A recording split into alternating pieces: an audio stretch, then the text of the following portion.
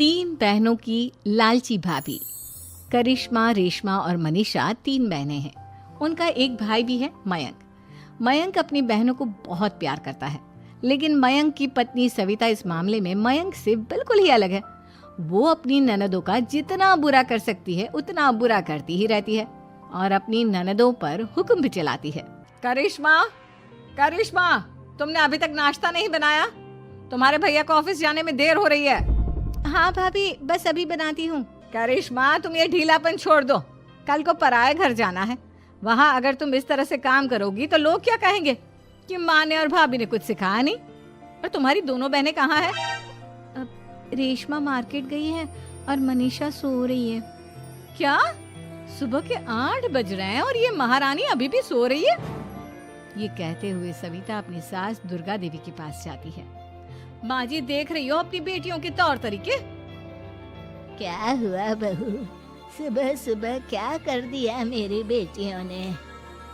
अरे एक तो अभी अभी उठकर किचन में गई है, दूसरी सुबह सुबह बाहर चली गई और तीसरी अभी तक सो रही है।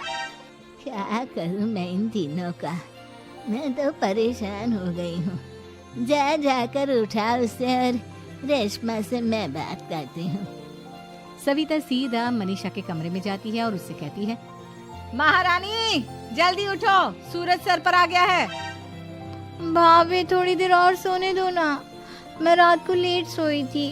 वो क्या ना यूनिट टेस्ट चल रहे हैं। शराफत से उठती है या नहीं, या फिर पानी की भरी बाल्टी डालूं तेरे ऊपर? नहीं भाभी, मुझे बिस्तर में नहीं नहाना, उठती हूँ मैं। मनीषा जल्दी से उठकर बाथरूम में चली जाती है।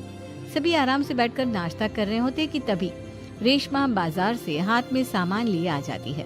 रेशमा को देखते ही सविता उस पर बरस पड़ती है। लो, आ गई महारानी। ऐसा भी क्या सामान लाना था जो सुबह आंख मलते ही बाजार की तरफ रवाना हो गई? भाभी, कल आप ही तो चीख रही थी कि घर का सारा सामान मुझे ही लाना पड़ता है, घर में किसी को भी किसी काम से कोई लेना देना नहीं है। अब मैं बाजार जाकर सामान ले आई तो आपको इस बात से भी तकलीफ हो रही है?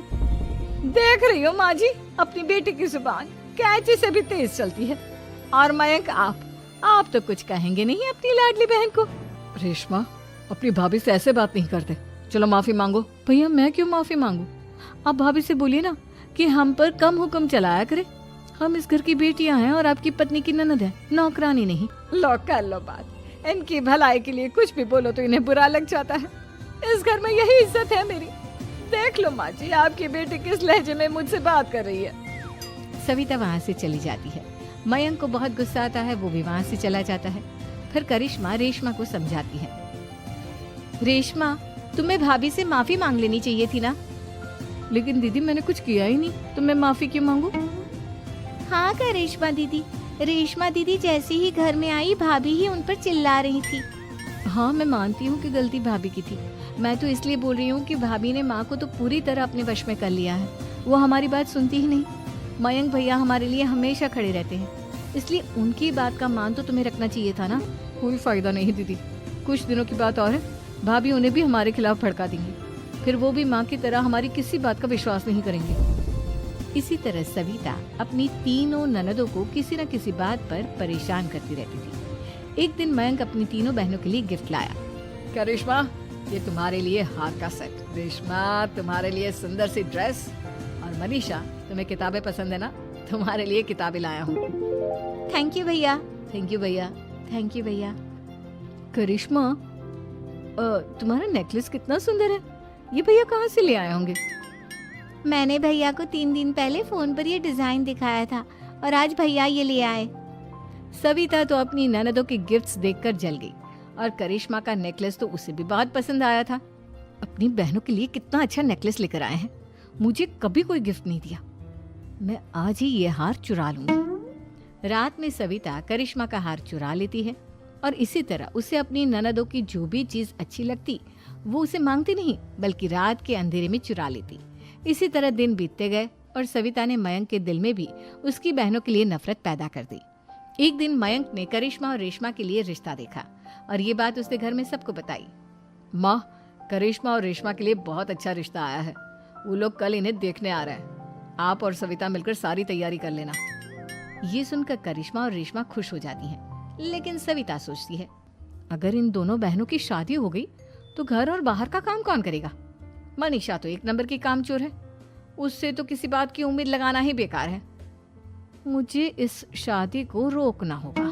अगले दिन सभी लड़के वालों के स्वागत की तैयारी करने में लगे होते हैं। तभी मयंक अपनी बहनों से आकर कहता है, तैयार हो गई तुम दोनों?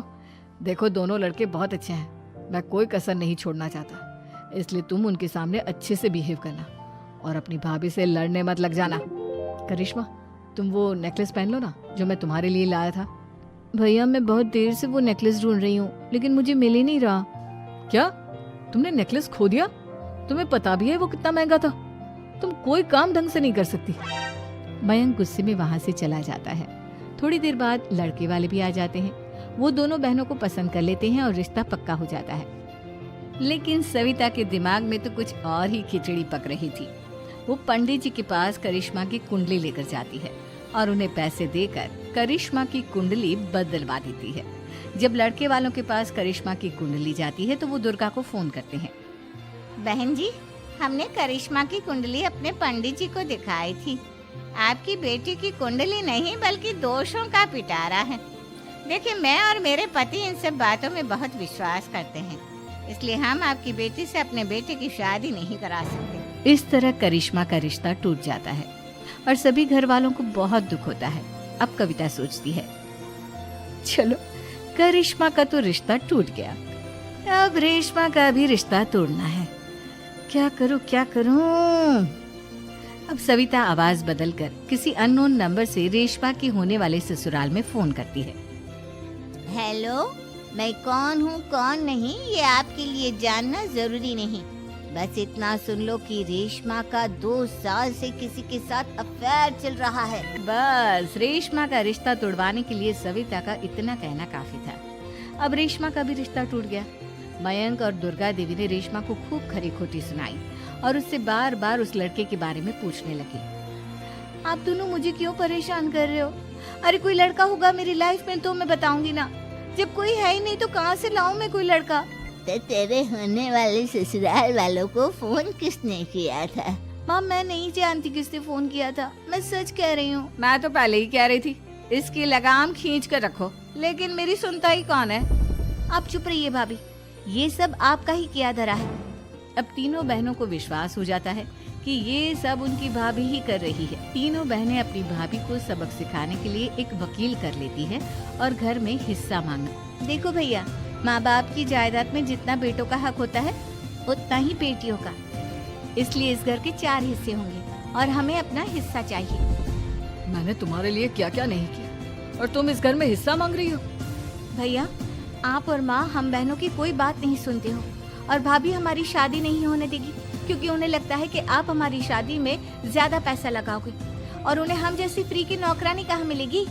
तो हम भाभी के साथ तो रह नहीं सकते, हम बहनों को अपना हिस्सा चाहिए। अरे तुम्हें शर्म आनी चाहिए अपने भाभी पर ऐसा इल्जाम लगाते हुए।